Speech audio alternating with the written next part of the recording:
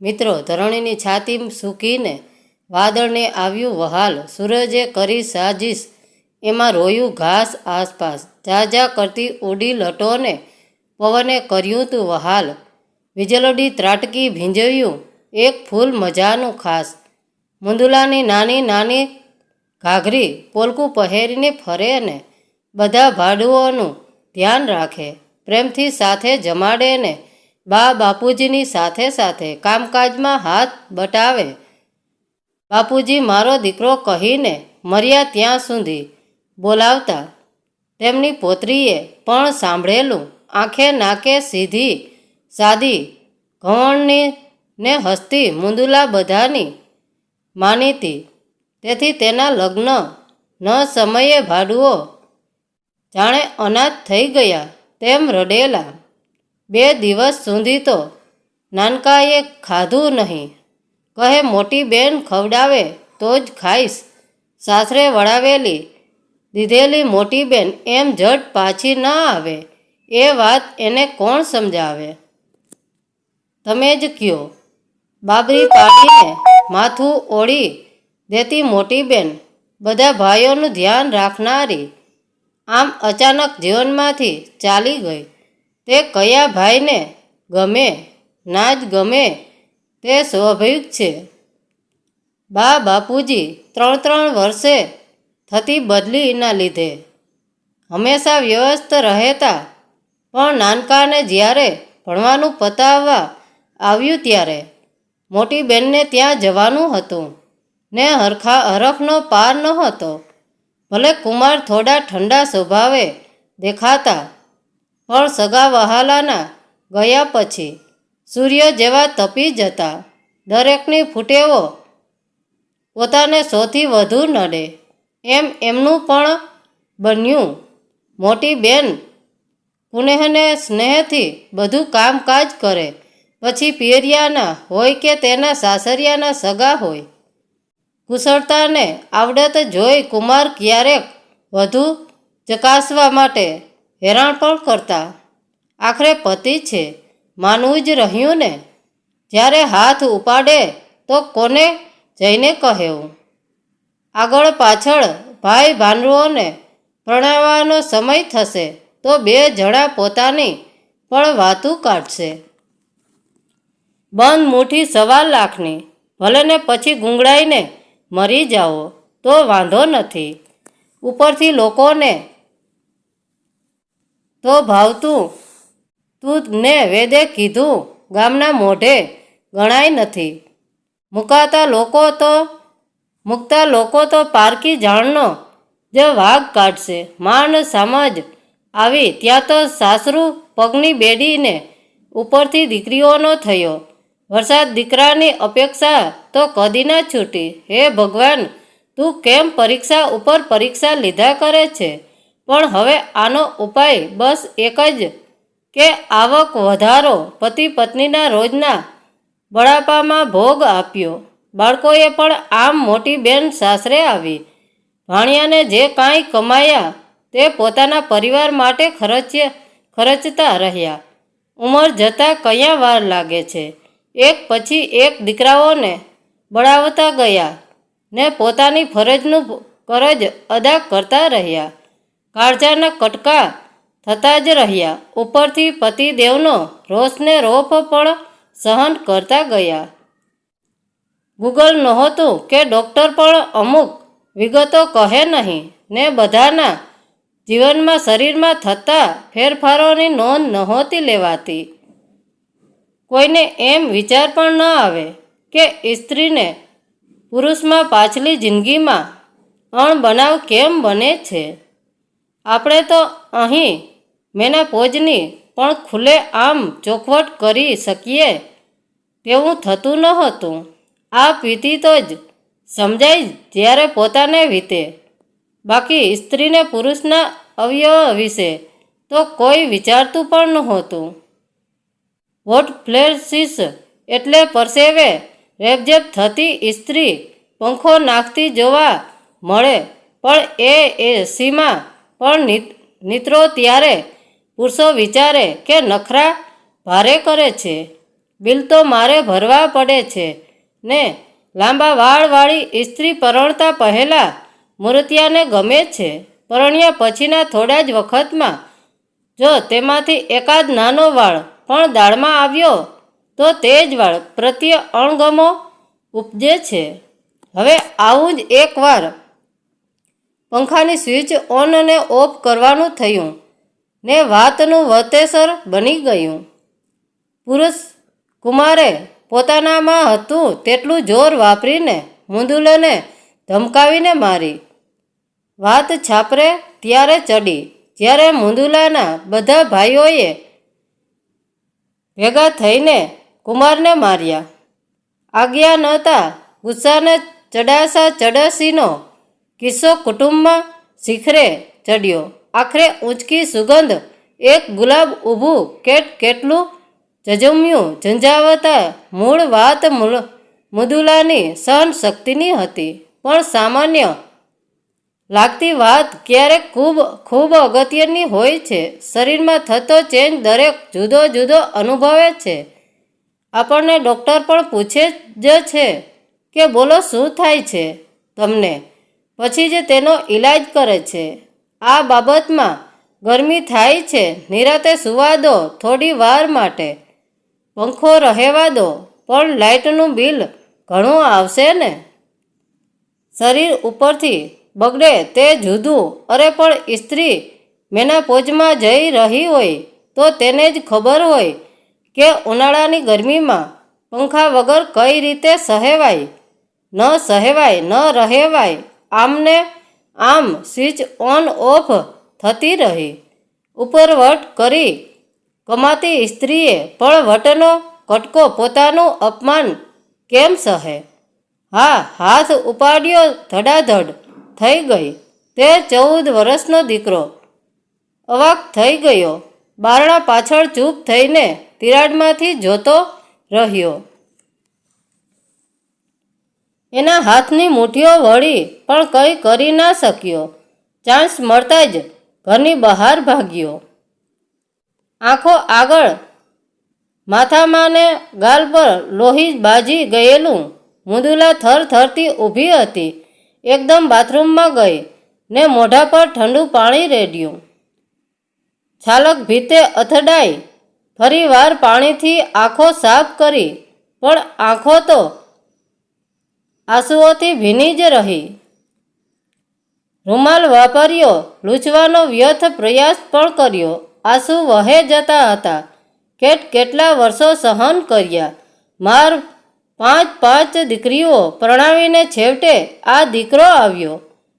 ત્યારે આમાં કેટલો બધો ભોગ આપ્યો ને તેનો બદલો શું મળ્યો?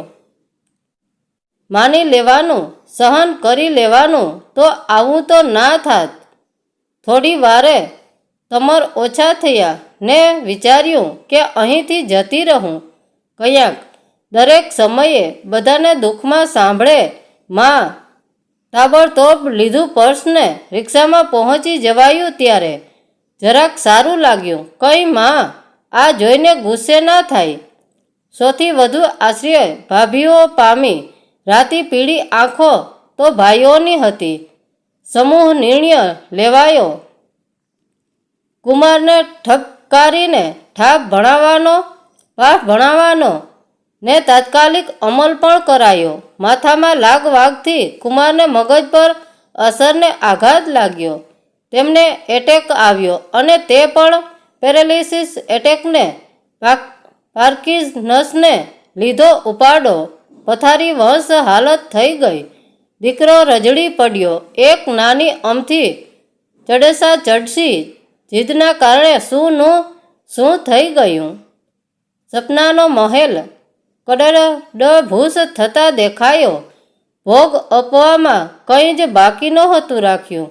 મુંદુલા હવે મુંદુલા રહી નહીં. તે જિંદગીએ લીધો વળાંક પણ ભૂતકાળ પાછળ ને પાછળ પડછાયાની જેમ આવતું જ રહ્યું.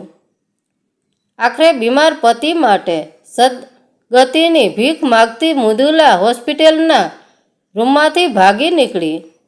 ચાલ્યા ગયા કુમાર દેવલોક પામ્યા પછી યધ્ય ઉપાધિ ટળી નહોતી. ગઈ ભાગ પાડવા આવ્યા ને હિસાબ લેવા આવ્યા.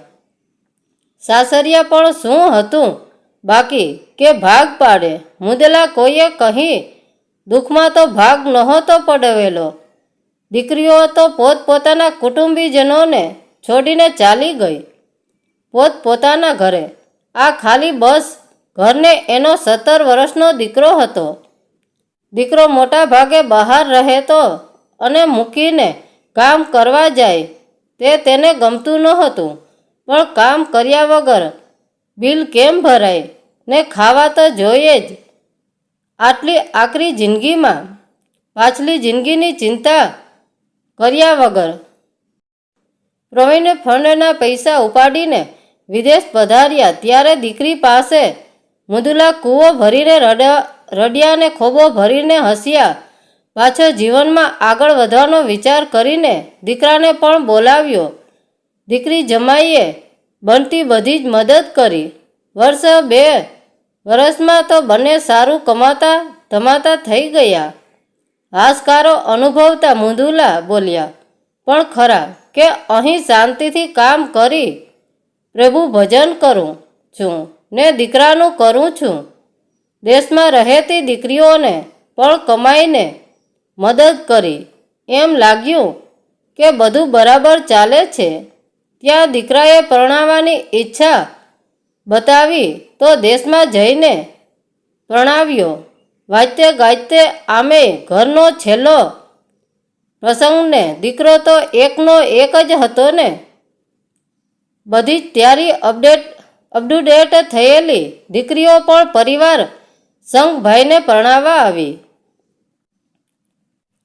ગયેલી. દેશનું ઘર ભર્યું થઈ ગયું ને આનંદ કિલોરથી ગુંજી ઉઠ્યું. ઈચ્છા દુઃખનું મૂળ છે તે વાત પ્રભુ ભૂલાવા નથી દેતા. ભલે તમે ભૂલી જાઓ તો પણ બસ 2 હાથે પડે તાલી તેમ બને. પતિ પત્નીના વાકે ઘરમાં રોજ બરોજ ઝઘડા થવા લાગ્યા.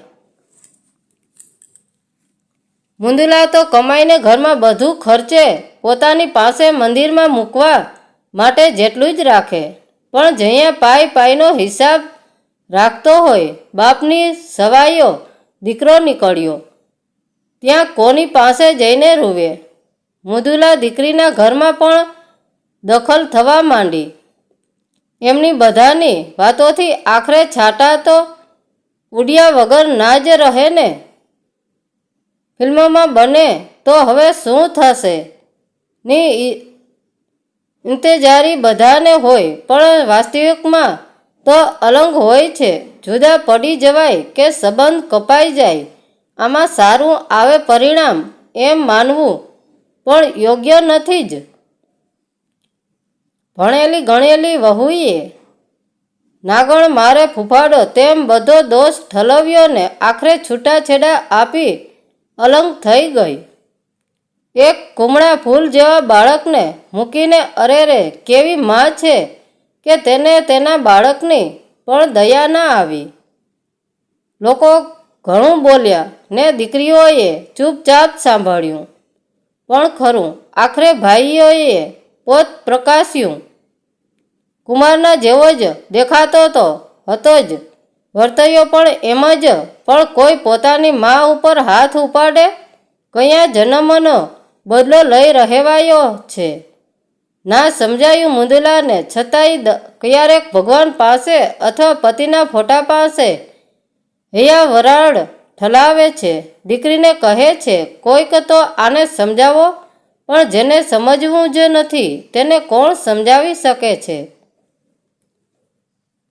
મુદલા કયા જીવે છે? રોજની ઘટમાળમાં વિલાપ પીલાય છે. દીકરાના વર્તનમાં રહ્યા સાય છે. આદત પડ્યા પછી સુખની વ્યાખ્યા બદલાય છે. કૂવામાં હોય તો હવાડામાં આવે એમ કહેવાત છે. અરે સારું કે નરસું આમાં બધું જ આવી જાય. પણ ડૉક્ટરોનો દીકરો ડૉક્ટર ના પણ થાય. અવગુણ એક હોય તો પણ બધી સારપને ઢાંકી દે.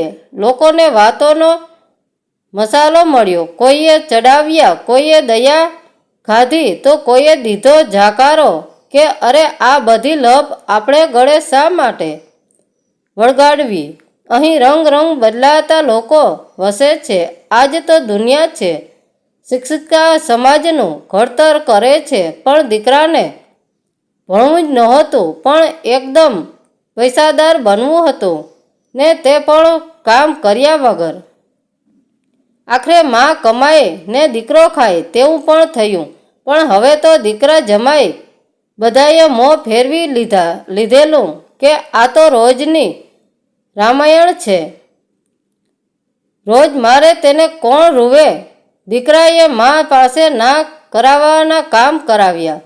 પાપી પેટ ભરવા સુઘડ અને સ્વચ્છ સ્વભાવને ભક્તિ કરતા 2 મિનિટમાં બધાના મન જીતી લેતા. પણ હવે મુંદુલા કયા જીવે છે? તે તો રોજ રોજ મરે છે. જીવન ધૂળધાણી થઈ ગયું. ક્યાંય જવા આવવાનો વ્યવહાર ના રહ્યો. આમાં ડિપ્રેશનમાં આવે તો બીજું શું થાય?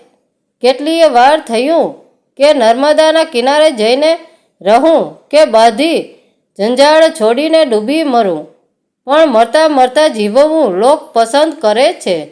મરવાનું આપમેળે ઘણું અઘરું છે. 16 પડ્યા હતા તે આંખો રડી રડીને સૂજી ગયેલી ને રસ્તે રજડતા મોટી બેનને જોઈને ભાઈથી ન રહેવાયું તો ઘરે લઈ આવ્યા.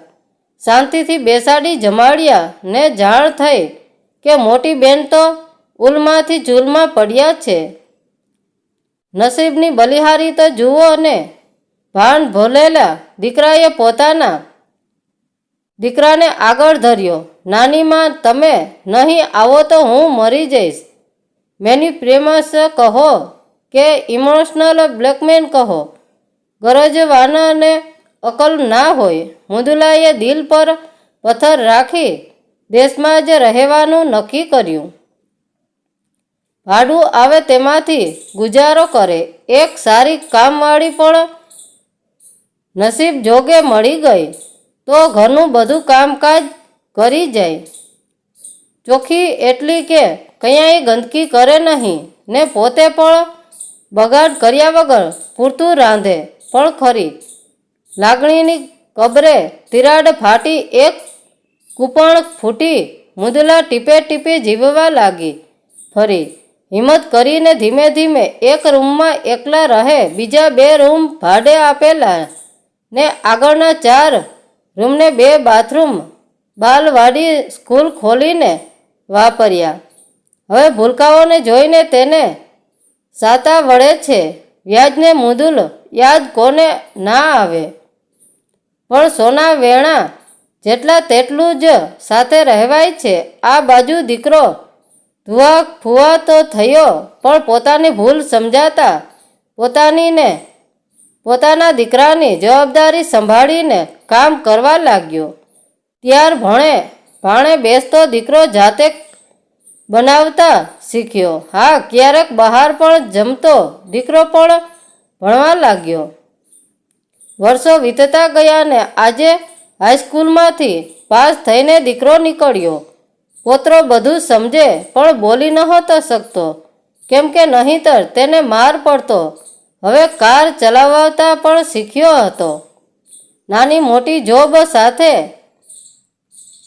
કમ્યુનિટી કોલેજમાં ભણવા લાગ્યો. 18 વર્ષે ડિપ્લોમા કોર્સ પતાવ્યો ને પ્રાધ્યાપકના મિત્રને ત્યાં પ્રાઇવેટમાં જોબ મળી જતા કામે લાગ્યો. ડૉક્ટર શર્માને અંકલ કહેતો ને દિલ લગાવીને કામ શીખવા લાગ્યો. ધીમે ધીમે હવે કમ્પાઉન્ડરના કામ પણ કરી શકતો. દવા આપવી, લોહી લેવું, ઇન્જેક્શન દેવું બધું જ આવડે. નાની માને મળવાની ખૂબ ઈચ્છા થાય પણ બોલે નહીં. એક દિવસ પોતાની બર્થડે પર મન ભરાઈ આવતા રડી પડ્યો કે કોઈએ તેને વિશ ન કરી કે તેને ગિફ્ટ ના આપી. નાનીમાં તો કેટલું વહાલ કરતા હતા ને ભાવતું બનાવે કા બહારથી લઈને પણ ખવડાવતા. હા, પોતે દોરેલા ફૂલ સાથે મોતીના દાણા જેવા અક્ષરો શુભાશિષ આપતા ડૉક્ટર શર્માની નજર પડી ને તેમણે તેને નાનીમા સાથે વાત પણ કરાવી આપી. તે ખુશ થઈ ગયો. મોડી સાંજે ઘરે પહોંચ્યો. આજે અઘરો હસું થતા પવન વાળમાં ગેલ કરતો હતો. બારીની બહાર વાદળીઓ છુપાછુપી રમત રમતી હતી. નીચે એક છોકરી પોતાના સ્કૂટરને છત્રીને સંભાળતી વાળ સરખા કરતી જતી હતી. જોઈને તે મંદ હસ્યો. નાનીમાના શબ્દો કાનમાં ગુંજતા હતા કે તારે લડવાનું છે, તારા માટે આગળ ધપવાનું જ છે, ભણવાનું છે. આ બાજુ નાનીમા રોજ મંદિરે જાય છે. કામવાળીના રૂપમાં નાનીમા સખી મળ્યાનો સંતોષ અનુભવે છે. બંને એકબીજાનું ધ્યાન રાખે છે. ક્યારેક પગને માલિશ કરતા તે બોલે છે કે પોતે કેટલી ભાગ્યશાળી છે. મુંદલા હજુ જીવે છે, શ્વાસ હજુ હાફે છે, હાથને હૈયું ક્યારેક કાપે છે. એવામાં અચાનક દીકરો બારીમાંથી બોલાવે છે ને હાથમાંથી પ્લેટ છટકી નીચે ટપકાઈ ચૂરચૂર થાય છે. કામવાળી સારવણીથી બધું ભેગું કરી કચરા પેટીમાં પધરાવે છે. દીકરાને જોઈને માં ખુશીને દુઃખીની મિશ્રણ લાગણી અનુભવે છે. આશ્રય પામેલી મુદીલા પૂછે છે તેના આગમનનું કારણ તો દીકરો કહે છે મારે ફરી લગ્ન કરવા છે. આ પછી ઈચ્છા આવી નડવા કે જીવતર લંબાવવા. મોહ માયાના જાળ ગૂંથાતા જ રહે. ભાષા કોઈ ફેંકે ને કોઈ હારે. પણ આ વખતે મુંદલાએ મક્કમતાપૂર્વક જવાબ આપ્યો કે તારી જિંદગી છે, તું મોટો છે, તારો નિર્ણયને અનુભવવાનું પરિણામ.